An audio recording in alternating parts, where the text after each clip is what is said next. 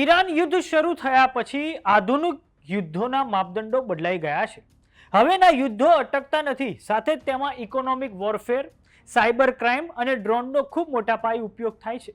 તો હવે થોડાક સમય અગાઉ અમેરિકાના અખબાર ન્યૂયોર્ક ટાઈમ્સ દ્વારા દાવો કરવામાં આવ્યો છે કે ઈરાને એક એવો સાયબર હુમલો કર્યો હતો જેમાં અમેરિકાના 7 રાજ્યોમાં પાણી પુરવઠો ખોરવાઈ ગયો હતો. તો આવો જાણીએ સમાચાર વિસ્તારથી. નમસ્કાર, જમાવટ સાથે હું છું પાર્થ.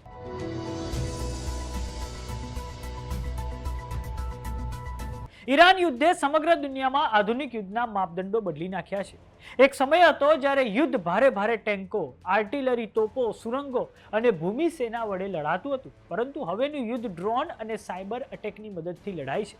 પરંપરાગત યુદ્ધોમાં એક દેશ બીજા દેશની જમીન પર સંપૂર્ણપણે કબજો ઈચ્છે છે, પરંતુ હવે આધુનિક યુદ્ધોમાં માત્ર એક દેશ બીજા દેશમાં એક અપ્રત્યક્ષ નિયંત્રણ ઈચ્છે છે, જેનાથી તેની ઈચ્છા મુજબના કામો થઈ શકે અને તે દેશના સંસાધનો પર નિયંત્રણ મેળવી શકાય.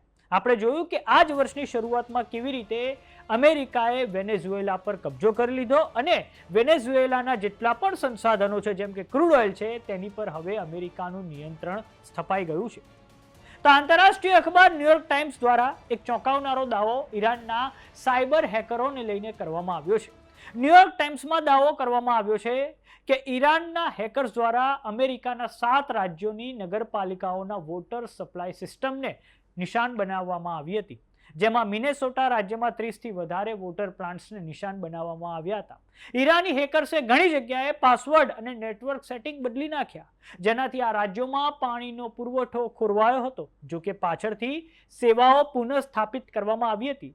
ઈરાનના હેકર્સનો આ હુમલો અમેરિકન સાયબર સુરક્ષાની સૌથી મોટી નબળાઈ છતી કરે છે.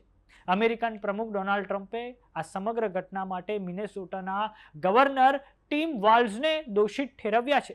આ ટીમ વાલ્ઝ ડેમોક્રેટિક પાર્ટીના છે. નિષ્ણાંતોના મતે રાષ્ટ્રીય સુરક્ષાના મુદ્દે ટ્રમ્પ અમેરિકન એજન્સીઓની તમામ જે ચેતવણીઓ છે તેની અવહેલના કરી રહ્યા છે.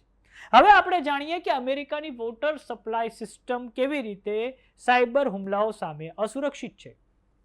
તો ન્યૂયોર્ક ટાઈમ્સના દાવા અનુસાર અમેરિકામાં લગભગ 51,000 વોટર સપ્લાય સિસ્ટમ્સ છે. એમાંથી 90%થી વધારે 10,000 કે તેથી ઓછી વસ્તીને પાણી પૂરું પાડે છે. ઘણી સિસ્ટમ જૂના સાધનો પર નિર્ભર છે. વર્ષ 2015નો સાયબર સુરક્ષા માહિતી શેરિંગ સંબંધિત કાયદો પણ 30 સપ્ટેમ્બરે પૂરો થઈ જશે. આ કારણે અમેરિકામાં સાયબર સુરક્ષા વ્યવસ્થાને લઈને નવી ચિંતાઓ ઊભી થઈ રહી છે. આ વખતે જે દર્શક મિત્રો 39 દિવસનો પશ્ચિમ એશિયામાં ભીષણ સંગ્રામ ચાલ્યો, તેમાં અમેરિકાની સાયબર સુરક્ષાને લઈને સવાલો પેદા થઈ રહ્યા છે. આ સાથે એ પણ દાવો થઈ રહ્યો છે કે ટ્રમ્પના શાસનમાં સાયબર સુરક્ષા ખૂબ નબળી પડી છે. જોવાનું એ રહે છે કે અમેરિકાની સાયબર સુરક્ષા એજન્સીઓ આવનારા સમયમાં શું પગલાં લે છે. પરંતુ એ વસ્તુ ચોક્કસ છે કે ઈરાન યુદ્ધમાંથી ભારતે પણ ઘણું બધું શીખવા જેવું છે. હવેના સમયમાં આપણે આપણી સાયબર સુરક્ષાને ખૂબ મજબૂત રાખવી પડશે, જેનાથી દુશ્મન આપણા ક્રિટિકલ ઇન્ફ્રાસ્ટ્રક્ચર એટલે કે ઉર્જા, પરિવહન કે પછી વોટર સપ્લાય ચેનને નુકસાન ના કરી શકે. તો આ સમગ્ર બાબતે આપનું શું માનવું છે અમને કોમેન્ટ બોક્સમાં લખીને જરૂર જણાવો. જો તમે અમને યુટ્યુબ પર જોઈ રહ્યા તો સબસ્ક્રાઇબ કરો, જો તમે અમને ફેસબુક પર જોઈ રહ્યા તો ફોલો કરો, વોટ્સએપ ચેનલને જોઈન કરવાનું ન ભૂલતા. નમસ્કાર.